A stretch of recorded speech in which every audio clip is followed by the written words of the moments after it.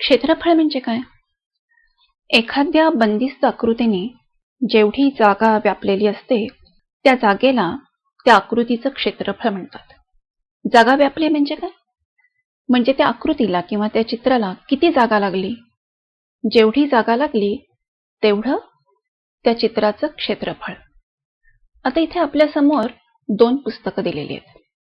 एक आहे गणिताचं पुस्तक आणि एक गोष्टीचं पुस्तक. आता आपल्याला चित्रामध्ये बघून कळतंय की गोष्टीच्या पुस्तकाला जास्त जागा लागली आहे. म्हणजे आपण काय म्हणू शकतो?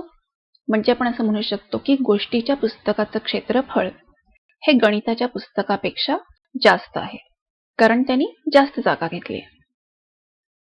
आता दरवेळेला आपण असं फक्त बघून सांगू शकू का की कमी जागा लागली आहे का जास्त जागा लागली आहे? आता उदाहरणार्थ इथे माझ्याकडे दोन खोल्यांचे चित्र आहे, बरोबर आहे. आता नुसती या दोन खोल्यांची चित्र बघून मला सांगता येईल का की कुठली खोली मोठी आहे आणि कुठली लहान आहे?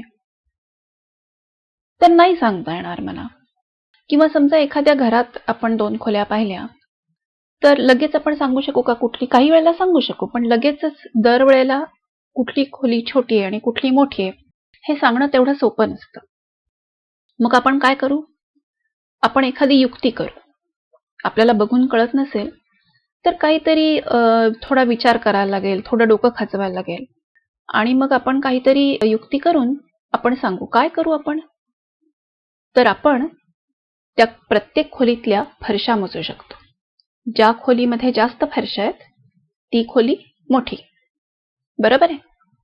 आता समजा एखाद्या खोलीमध्ये फरशा नसतील, बरोबर आहे, नुसती सारवलेली खोली आहे. मग आपण काय करणार? मग आपल्याला अजून काहीतरी युक्ती शोधायला लागेल. आपण काय करू शकतो की आपले जे जुन्या वह्यांचे कागद असतात किंवा रद्दीचे कागद असतात ते सगळे खोलीभर पसरू शकतो. मग ज्या खोलीला जास्त कागद लागतील ती खोली मोठी किंवा त्या खोलीचं क्षेत्रफळ जास्त. पण आता समजा असे रद्दीचे कागद किंवा जुन्या वहीचे कागद पसरण्याऐवजी मी असे काहीतरी गोलाकार किंवा लंब गोलाकार असे काहीतरी वेगळ्याच आकाराचे कागद पसरले तर ते क्षेत्रफळ काढणं जास्त सोपं जाईल का जास्त अवघड जाईल? जास्त अवघड जाईल. कारण असे जे गोलाकार आकार आहेत त्याच्या मध्ये मध्ये जागा राहते. ते बरोबर एकमेकाला चिकटून शेजारी शेजारी नीट बसतात का? नाही बसत आहे. म्हणजे मध्ये मध्ये जागा राहते, म्हणून हा जो गोलाकार आहे किंवा लंब गोलाकार आहे असे आकार हे क्षेत्रफळ मोजायला सोयीचे नाहीयेत. मग क्षेत्रफळ मोजायला सोयीचे आकार कोणते आहेत?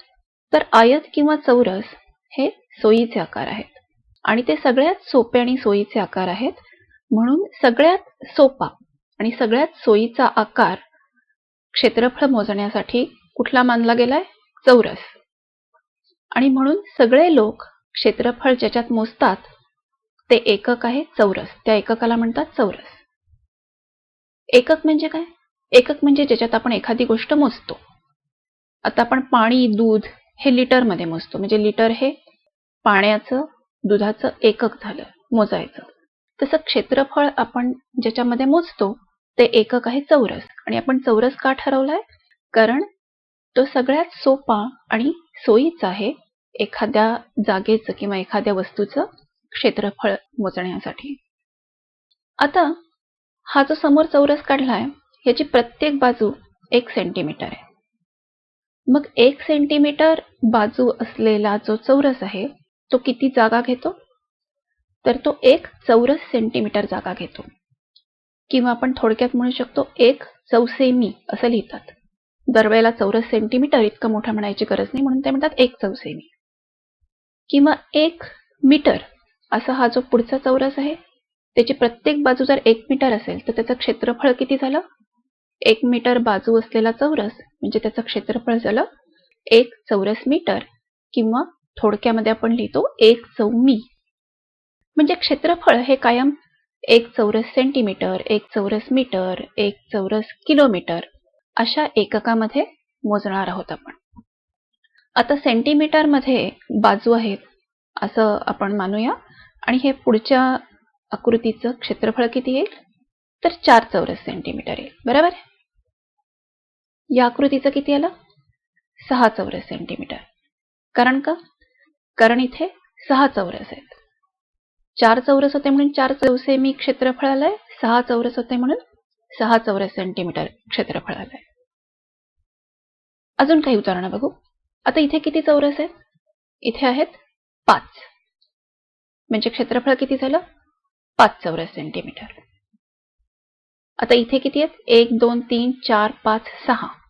म्हणजे किती झालं क्षेत्रफळ? 6 चौरस सेंटीमीटर.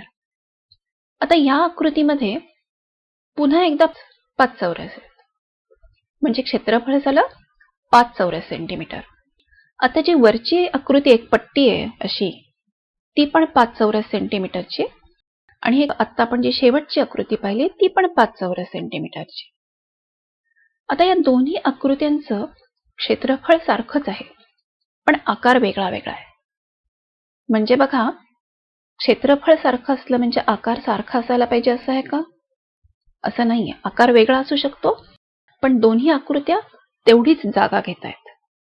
आता माझ्याकडे जर असं एकक नसतं चौरसासारखं मोजायला, तर नुसतं बघून मला सांगणं अवघड गेलं असतं की या दोन्ही आकृत्या सारखीच जागा घेत आहेत का, यांचं सारखंच क्षेत्रफळ आहे का नाही.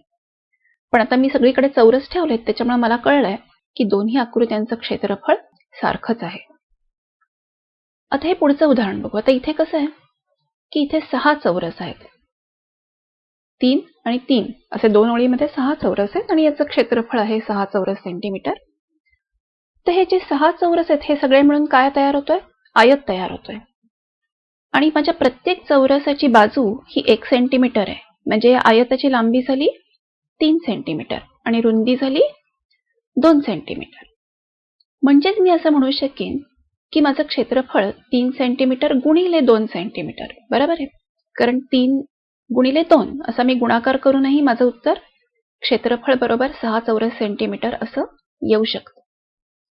म्हणजेच मला काय कळलं की मी आयताचं क्षेत्रफळ काढताना लांबी आणि रुंदी यांचा गुणाकार करते. तर हे आयताच्या क्षेत्रफळाचं सूत्र आहे. आयताचं क्षेत्रफळ काढताना आपण कायम लांबी आणि रुंदीचा गुणाकार करतो. आता चौरस असेल तर, आता इथे चौरस आहे. आपल्याला माहिती आहे 4 चौरस आहेत, म्हणजे याचं क्षेत्रफळ 4 चौरस सेंटीमीटर आहे. पण या चौरसाच्या मोठ्या चौरसाच्या बाजू कशा आहेत? प्रत्येक बाजू ही 2 सेंटीमीटर आहे. मग चौरसाचं क्षेत्रफळ कसं सांगू शकतो आपण?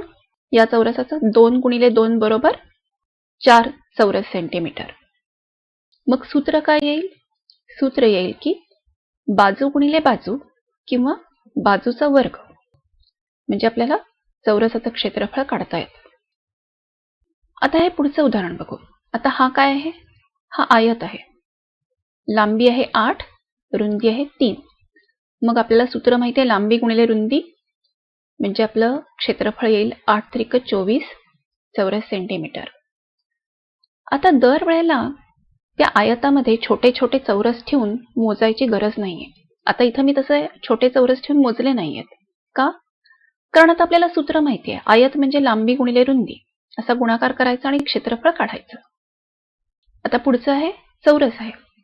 आता पुन्हा मी इथे छोटे छोटे चौरस काही ठेवणार नाहीये. मला चौरसाची बाजू माहिती आहे. बाजू आहे 4.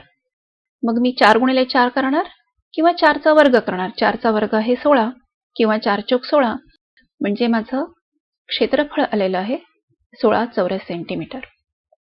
आता आपण सराव म्हणून अजून काही उदाहरणं सोडवू. आयतापासून सुरुवात करू. आयताची लांबी आहे 9, रुंदी आहे 7, म्हणजे क्षेत्रफळ काय होईल? 9 गुणिले 7 बरोबर 63. आता लांबी आहे 10, रुंदी काढायची आहे आणि क्षेत्रफळ आहे 30. मग काय करायला लागेल? 30ला 10ने भागायला लागेल. 10 त्रिक 30, म्हणजे रुंदी आहे 3. आता लांबी माहिती नाहीये, रुंदी आहे 4 आणि क्षेत्रफळ आहे 48. किती चौक 48? 12 चौक 48, म्हणजे लांबी आहे 12.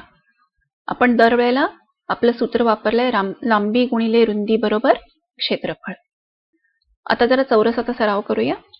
चौरसाची बाजू आहे 7, मग क्षेत्रफळ काय येईल? 7 7 49, म्हणजे क्षेत्रफळ आलेलं आहे 49. किंवा 7चा वर्ग 49. आता क्षेत्रफळ 100 आहे तर बाजू काय असेल? 100 हा कशाचा वर्ग आहे? कशाला कशाने गुणल्यावर 100 येतात? 10 10 100 म्हणजे बाजू आहे 10. आता पुढच्या उदाहरणामध्ये बाजू आहे 9 आणि क्षेत्रफळ काढायचे आहे. 9 9 81 आहेत म्हणजे क्षेत्रफळ आहे 81.